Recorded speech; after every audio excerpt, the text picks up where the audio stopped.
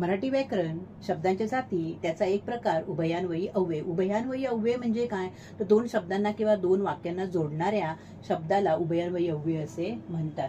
प्रश्न आहे खालीलपैकी न्यूनत्वबोधक उभयान्वयी अव्यय कोणते. आता उभयान्वयी अव्ययामध्ये संयुक्त वाक्य ज्यावेळी असते त्यावेळी त्याचे चार प्रकार पडतात. पैकी समुच्चय बोधक, त्याच्यामध्ये आणि, व, आणखीन, अन यासारख्या उभयान्वयी अव्ययांचा वापर केलेला असतो.